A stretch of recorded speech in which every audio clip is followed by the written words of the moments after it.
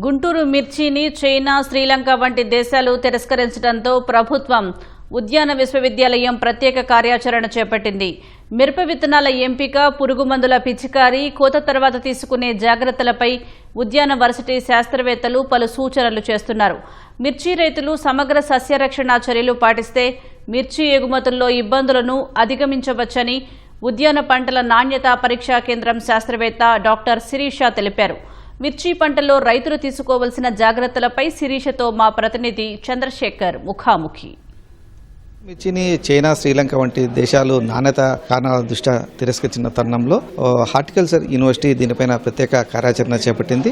ఎగుమతుల విషయంలో ఎలాంటి జాగ్రత్తలు తీసుకోవాలి, మిర్చి పండించే సమయంలో తీసుకోవాల్సినటువంటి జాగ్రత్తలు ఏంటి, వీటన్నిటిపై చర్చించి ఒక కార్యాచరణ నివేదికను కూడా హార్టికల్చర్ యూనివర్సిటీ తరఫున శాస్త్రవేత్తలు సిద్ధం చేస్తున్నారు. దీనిపై మాట్లాడేందుకు మనతో పాటు క్వాలిటీ టెస్టింగ్ సెంటర్ సంబంధించినటువంటి సైంటిస్ట్ కె శిరీష గారు ఉన్నారు. మేడం, ఎట్లా ఇప్పుడు రైతుల విషయంలో ఎలాంటి జాగ్రత్తలు తీసుకోవాలి, మిర్చి పండించే సమయంలో కానీ ప్రధానంగా కోత సమయంలో కావచ్చు, తిరస్కరణకు గురి కాకుండా ఉండాలంటే మిర్చి ప్రధానంగా మనము పురుగు మందుల అవశేషాలు అనగానే మన రైతులు విచక్షణారహితంగా వాడుతున్న పురుగు మందులే మనకి గుర్తుకు రావడం జరుగుతుంది.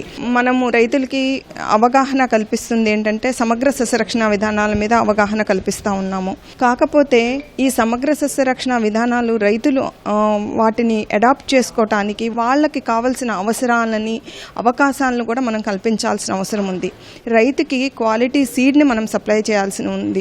రెసిస్టెంట్ వెరైటీస్, టాలరెంట్ వెరైటీస్ని మనము వాడుకోమని చెప్తున్నాము.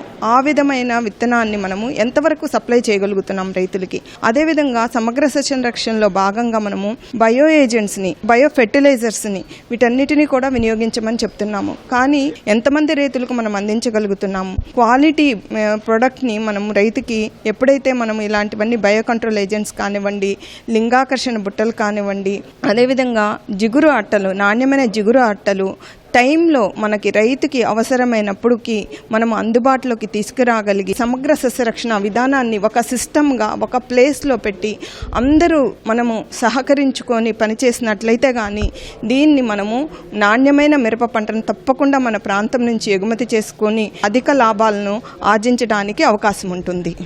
రైతులు పురుగు మందులు ఎక్కువ వాడడం ఒక తప్పు అయితే, వాడకూడని మందులు వాడుతున్నారనేది, అవశేషాలు పేరుకుపోయే విధంగా కూడా వాడుతున్నారనేది, టైం కూడా కొంత ఇంపార్టెన్స్ కదా. సో ఆ విషయంలో రైతులు ఎలాంటి జాగ్రత్తలు పాటించాల్సి ఉంటుంది?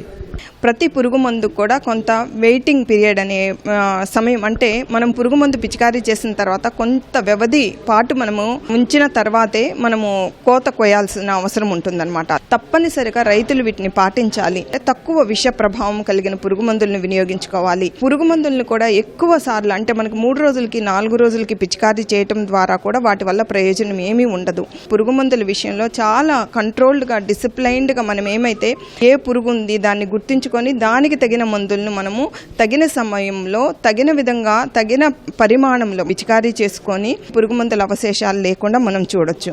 అంతేకాకుండా ఇతర దేశాలకు ఎగుమతి చేయాలంటే ఆ దేశం యొక్క నాణ్యతా ప్రమాణాలకి లోబడి ఉన్నాయా లేదా అనేసి ఆ విధంగా పరీక్షించుకున్న తర్వాత మాత్రమే మనము మిరపను ఎగుమతి చేయాల్సిన అవసరం ఉంటుంది.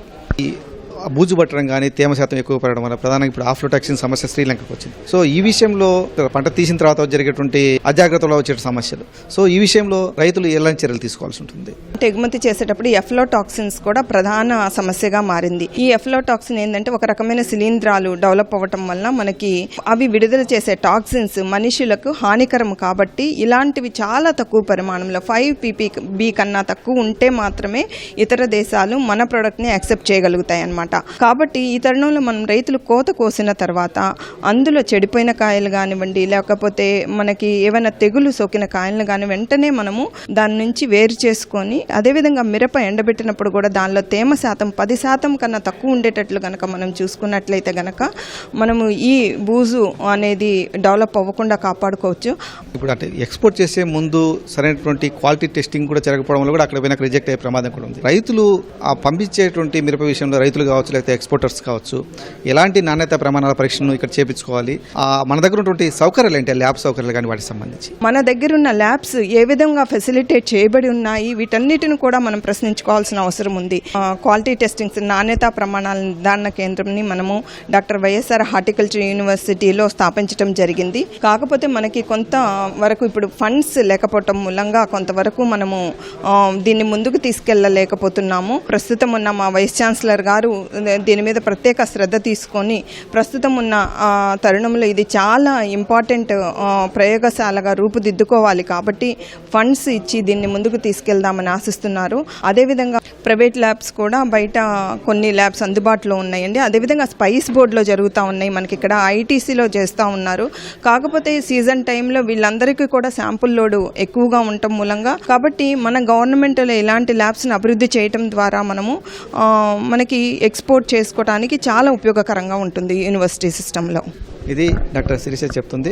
తప్పనిసరిగా సస్యరక్షణ చర్యలతో పాటుగా ఆ పురుగు మందుల గాఢత కావచ్చు, లేకపోతే నిషేధిత పురుగు మందులు, వాటి తీవ్రత, ఆ అవశేషాల ప్రభావం, వీటన్నిటిని కూడా పరిశీలించాలి. అలాగే ఎగుమతుల విషయంలో కొన్ని రకాల పరీక్షలు ల్యాబ్లో చేస్తే కనుక కొంత మనకు ముందుగానే దానిపైన స్పష్టత వస్తుంది కాబట్టి వాటిని ఎగుమతి పనికొస్తుందా లేదా అనే విషయంలో కూడా క్లారిటీ వస్తుంది కాబట్టి ఆ మేరకు కూడా వాటిని ఇతర దేశాలకు పంపించాలని చెప్పి కూడా స్పష్టం చేస్తూ ఉన్నారు. కెమెరామెన్ కేశవతో పూర్ణ చంద్రశేఖర్, ఈటీవీ న్యూస్, గుంటూరు.